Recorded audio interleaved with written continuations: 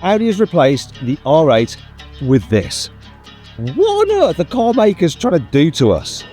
This is the brand new Audi R8 replacement, but it isn't what you think. It's faster, rarer, more expensive and more exclusive than a Lamborghini. And it could be the best car Audi has ever made, or the most disappointing.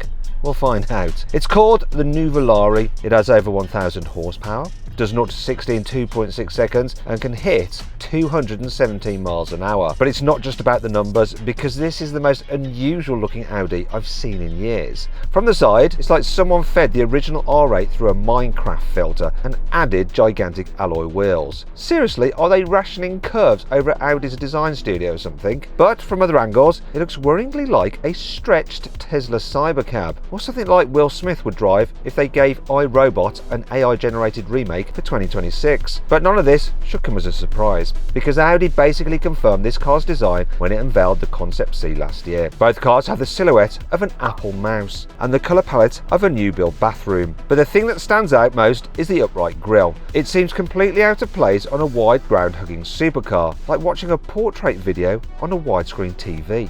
However, there's a reason for this. It's been inspired by the original Silver Arrows race cars from the 1930s, one of which was raced by the Italian driver Tazio Nuvolari, which is where the car gets its very un-German name. That's all a bit Antiques Roadshow, isn't it? But it's a good thing you don't have to be an automotive historian to guess where the rest of this car got its inspiration from. The massive black intake behind the doors, they're obviously a reference to the original R8's iconic side blades.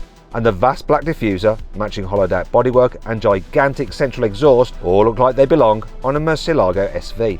Interestingly, that's not the only thing about this car that seems more raging bull than four rings, because if you peel away the bodywork, you'll find this car is basically a Lamborghini Temerario underneath. This means the iconic naturally aspirated V10 in the old R8 has finally been put to pasture. In its place, you get the twin-turbo 4-litre hybrid V8 and dual motors on the front axle like you get in the Temerario, and they're all connected to a 7.3 kilowatt-hour battery between the seats, exactly where the old R8 prop shaft used to go. However, the Nuvolari gets a few important and unexpected differences compared with Lambo's baby supercar. The outgoing R8 was basically a hurricane that ditched the prom dress and put on a pantsuit, and it had less power to make sure it wouldn't upstage its Italian cousin, but not anymore.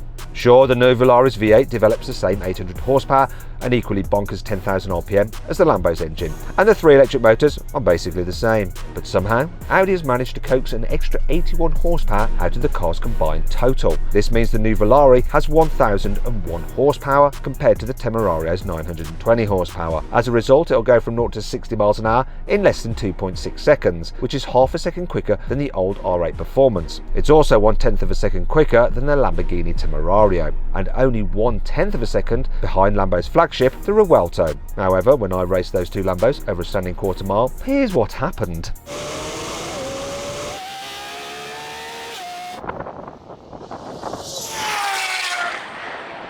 Turns out the Revuelto isn't actually faster than the Temerario. Anyway, based on both these stats, I bet the new Audi will turn out to be quicker than both Lamborghinis. That would mean this Audi is quicker in a drag race than any Lamborghini ever made. Talk about a turn up for the books. Because this Nuvolari is significantly more exclusive than your average supercar. Lamborghini will continue to sell the Revuelto for as long as there are customers and emissions regulations allow. But Audi has taken a different approach. Only 499 of these Nuvolaris will ever be made. That makes it rarer than a LaFerrari. However, this scarcity comes at a price. This is by far the most expensive new Audi on sale. When orders open soon, it'll cost around £500,000. That's about £50,000 more than the starting price on a Lamborghini Revuelto. It's double what a Temerario costs and 3 times more than a basic R8 cost when it was last on sale in 2024. So why would anyone pay that much for what seems like a reskinned Temerario? Well, besides the unusual styling and the extra 80 horsepower, Audi has gone completely rogue with the interior. And I don't just mean the fact they copied Polestar's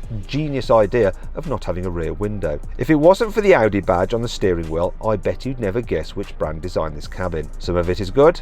The metal door handles and paddle shifters look great, and I bet they feel wonderful, but the massive centre screen doesn't scream supercar. If anything, it shouts Volvo SUV. Now don't get me wrong, it's a nice looking interior, but does it look like it belongs in a car that costs £500,000? I don't think so. So where does your money actually go? Well, it's difficult to see in this silver painted car, but the entire body is made from carbon fibre, which is an Audi first. You'd expect it would make this new car significantly lighter than the Temerario, which uses a blend of carbon and aluminium, but that's not actually the case. Audi claims this new car weighs less than 1,750 kilograms dry, whereas the Temerario's dry weight is just 1,690 kilograms. Now, dry weights are a bit confusing. The reality is, with fluids, this Audi's curb weight will probably be almost 1.9 tons, which is a lot for a supercar. However, to make sure the Nuvolari can handle all its weight, the team drafted in Gabriele Bortoletto from Audi's fledgling Formula 1 squad to help set up the chassis. Apparently, he likes his cars to be as tail-happy as possible, which bodes well. One of the biggest changes they made was to the suspension. The Lamborghini's adaptive setup with electromagnetic adjustment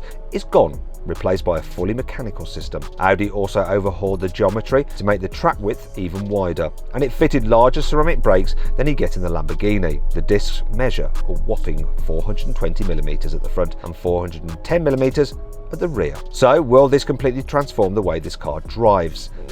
Probably not, but actually this doesn't matter. Unlike the original R8, the Nuvolari hasn't been designed to make mid-engine supercars more accessible. It's a halo product designed to compete with Ferrari, McLaren and Lamborghini, not just the Porsche 911. No one is going to be driving it on their morning commute, and no one is going to be dreaming of buying a used one in a decade's time for the same price as a family SUV. I bet almost every one of the 499 cars will be treated as an investment and barely driven. Still, I guess that if all the cars are locked up in some climate-controlled garage, they won't be offending any old R8 fans, will they? I hope you'll enjoy the video. If you did, give it a like. If you think this car's looks are controversial, they aren't anything compared to Ferrari's new electric car, the Luce, and you can see exactly what I mean by clicking on my video about that car. Also, don't forget to subscribe to this channel because I'll be driving this new Audi as soon as possible.